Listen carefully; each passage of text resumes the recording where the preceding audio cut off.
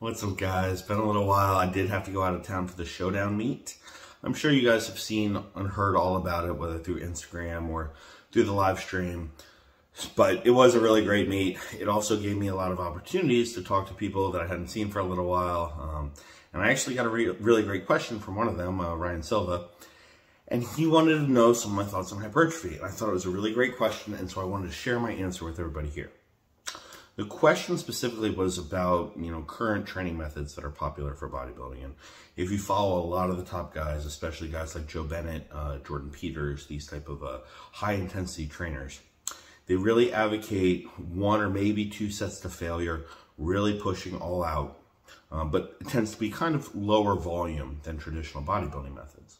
And Ryan, said, look, I can see the value of progressive overload. I know it's very important, but it does seem that you're leaving something on the table if you're not including things like that drive sarcoplasmic hypertrophy, right? Blood flow type training, getting a really good pump. Because again, that's more traditional when it comes to bodybuilding style of training. And I can see both sides. And I want to talk about, because I have had to experiment a lot with different styles of hypertrophy training, I wanted to share kind of my overall philosophy on when to use which method and why. So the very first thing that I want to start with is kind of eliminating the idea of sarcoplasmic versus myofibrillar hypertrophy.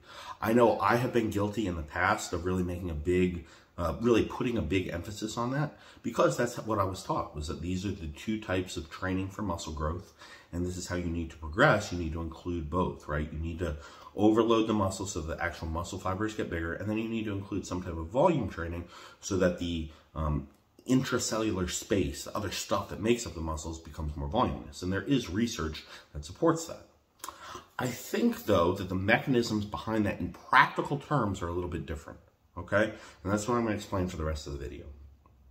So first, let's take a step back and let's look at the 2, kind of traditional approaches to bodybuilding. The very first, right, is your kind of laundry list routine, which I've ragged on before. There are the 3 sets of 8 for 10 different movements. There's no kind of really strict form of progression. Now, some people have improved on this kind of paradigm. And in particular, I'm thinking of the Renaissance periodization guys, where they have laid out in very great detail, okay, here's how you determine how much volume you need to do throughout the course of your training. Here's how closely you push to failure at different points in your training. Here's how you select those exercises, so it's not just a crazy laundry list. And they've done a really, really good job of that. And I do think that that is the method that most people, probably 90+% of people, should start with. But it's hard to argue against the value of training like guys like Dorian Yates, guys like Hunter Labrada, the style that Joe Bennett espouses, Jordan Peters, where you're taking 1 set or maybe 2 sets and you're pushing all out, trying to get every little last bit of effort, and then you kind of move on. And the reason I say it's hard to, overlook that is because that gets results. A lot of the top guys that we see train that way. And a lot of the top guys train with other, higher volume styles. So I want to explain why I think both can be appropriate and how to help you decide. When we're looking at the progress of an athlete who's focused on hypertrophy from the beginning of the career to the end of the career, the biggest factor, in my opinion, is their ability to demonstrate mind-muscle connection under heavy loads while maintaining good technique. That is the single biggest indicator of success, in my opinion.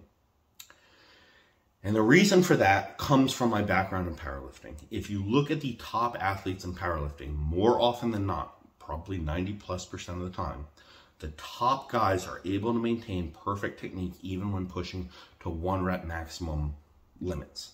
And the best example of this I've ever seen is TD Smash's bench press at the Showdown. If you guys go back and you watch the replay, his second attempt with the world record, he took the world record on the second attempt. It goes down, comes halfway back up, and straight back down. It looks like he got stabled. It looks like he doesn't have the strength for that in a million years. And then on his 3rd attempt, he retakes the same weight, and it looks like RPE8. He smokes it. And the reason for that is the 2nd attempt, he was in that perfect groove. In the 1st attempt, he was not. So we can see very, very clearly just how much of a difference your ability to maintain technique at these highest levels makes in terms of performance. It's literally the difference between setting a historical record and only getting 1 attempt on the platform. okay? So it's a really, really big deal. In my opinion, the same holds true for bodybuilding in a slightly different way. In bodybuilding, the focus is not on being able to maintain a perfect bar path. In fact, you don't even want a perfect bar path. You want your muscles to be able to work as hard as possible.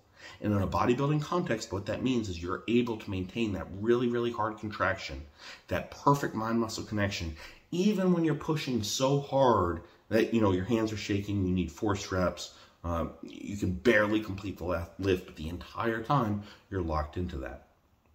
The better you are at doing that, the more you're going to be able to thrive on lower volume and higher intensity types of programs. As a beginner, whether you're a powerlifter or a bodybuilder, you are probably lacking that ability, what I call the ability to grind, which is the ability to either maintain your technique, maintain your mind-muscle connection as you get closer and closer to failure. And if you are in that situation where you don't yet have that ability, you do need to train with higher volumes, and you'd probably benefit by using more movements if your focus is on hypertrophy. And the reason is you have more opportunities to practice getting there. So instead of taking one set past failure, you're taking 3 sets to, 1 to 2 RIR, which means because they're not all out, you can focus more on that mind-muscle connection. You don't have to focus quite as much on completing the rep, and you get more opportunities to practice because you're doing 3 sets instead of 1.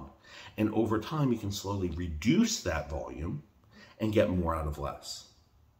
The other reason that's important at the highest level of bodybuilding is because if you're in the gym for 4 hours a day, doing 100 different sets, training twice a day, you're burning so much energy, you're probably not going to be able to eat enough to weigh 300 pounds in the off season, no matter how many steroids you're taking.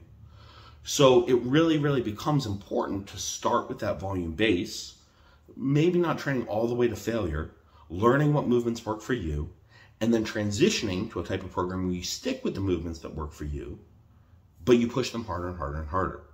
And that's the same type of transition that takes us to the Renaissance periodization style to what I'll call the Joe Bennett style. And you guys know I've worked very closely with both those people, so that's obviously had an influence on my training philosophy. Now, again, I'm biased, so in my opinion, you also need to include some strength-specific movements if you really want to get the most out of your training, no matter what your goal is. But I do think that that kind of template that I've just laid out is kind of the underlying reason why people get so overwhelmed with a variety of different bodybuilding programs. They don't understand what's appropriate for them at different points in their training career. So I hope you guys found this, first of all, I hope it made sense. I hope you found it somewhat useful. If you would like to know more, please let me, because I have a lot of thoughts on this subject, and it's something I'm really, really interested in.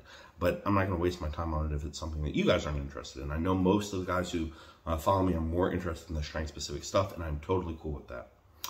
But if it is something, let me know, and I will continue to kind of expand on this series. I honestly think I have enough thoughts to make it into, something similar to Unfuck Your Program, where it's more like Unfuck Your Bodybuilding, teaching you how to, okay, let's start from scratch, let's figure out how to develop these skills, and then let's build on them so that we can really create an awesome physique.